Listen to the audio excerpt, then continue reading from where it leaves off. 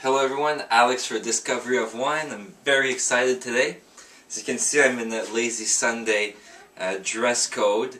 So I have a special episode for you guys today. It's about Chateauneuf-du-Pape, which so let's go broader and then we'll narrow it down to Chateauneuf-du-Pape. So Rhône Valley, excellent region. I love their wines. Mostly Grenache, Syrah, Mourvèdre, and then they use a whole bunch of other stuff as well.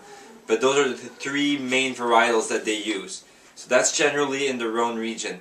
Now the reason why I'm doing this episode is that 2007 was exceptional in the southern Rhône region.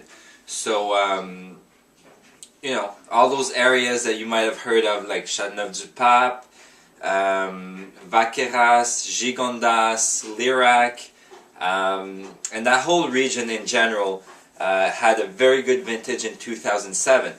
And I noticed recently that the SAQ, they're starting to run out of 2007s or phase them out anyways. The 2008s are coming in. And so I think now is the time, if you want to get some of these wines from that really good vintage, to go out and buy some.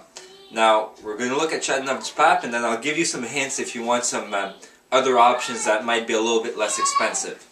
So, today what we have is Chateauneuf-du-Pape is probably the most renowned, well, definitely the most renowned village of the Southern Rhône for the wines.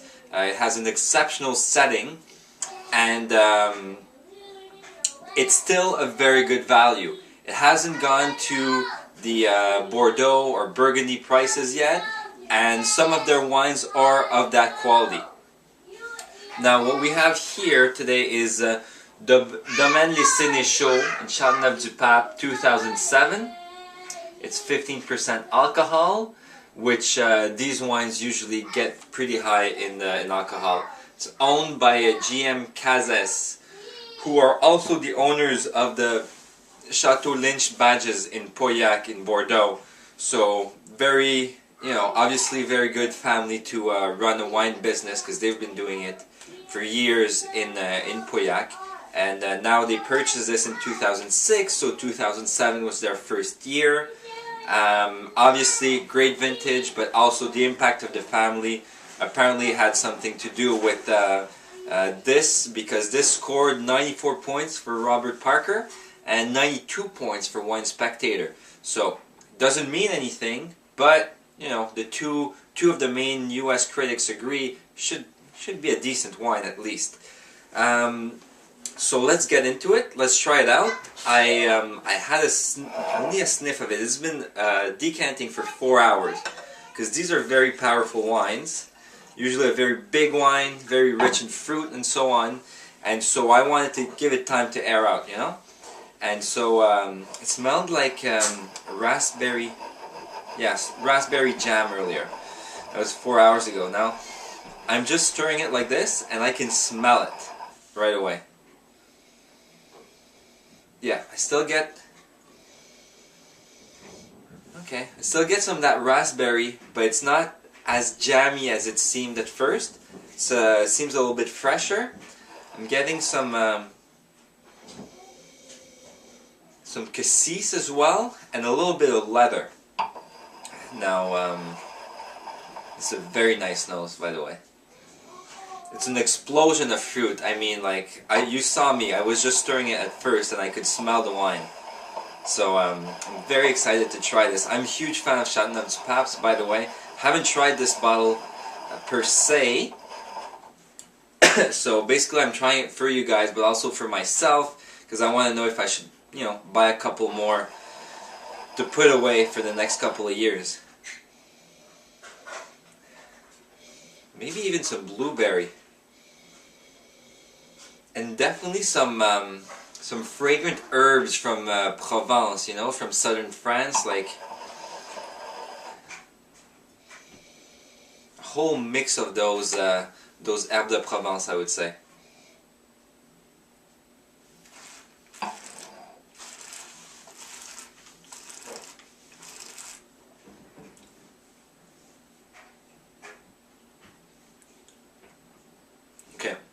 It's still going. This has tremendous length. For a $42 bottle, this is going for like 6 or 7 seconds. What was really interesting is I took a sip. Very sweet fruit. Loads of sweet fruit. So this is a big wine. If you like Burgundy and you hate anything that's, you know, tough and not even tough, anything that's, you know, overly ripe, because this is definitely ripe fruit. That's what it, you know, that's what it tastes like, very sweet fruit.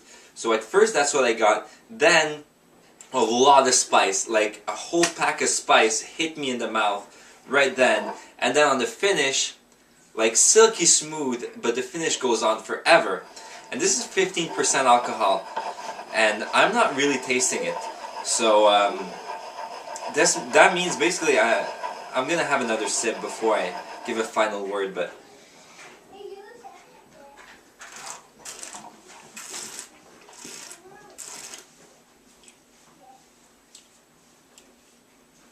yeah, definitely loads of fruit, big punch of spice, silky smooth finish. This is if you want to know what a balanced wine is, this is it. Basically, it's a huge wine, but the tannins are there, but they're seamless. You can barely notice them. I don't have any cottonmouth at all, because you have the fruit, you have the tannins, and you have the acidity that are all sort of on the same level, so they all work together and produce something that is so easy to drink, even though it packs a huge punch. Now, I was telling you I'd give you a tip if you don't want to spend 42 bucks on a bottle of wine. Basically, when vintages are rated, it's for a whole area. So it doesn't mean that every wine in that area is going to be good, every producer. But if it's, you know, a really high mark, usually it's tough to make a bad wine. And so you can go for the top wine. Like this is definitely not a top Chateauneuf-du-Pape, because those can go up really, really high in price. But so for $42, I think this is reasonable. Now, I don't drink $42 wine every day, definitely not. But there are options. You can go for a Vaqueras, a Gigondas. A Vaqueras will usually cost you about $20.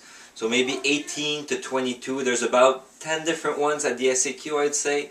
Gigondas is about the same, about 10 at the SAQ. Usually the prices are a little bit higher, maybe, you know, $25 to $35.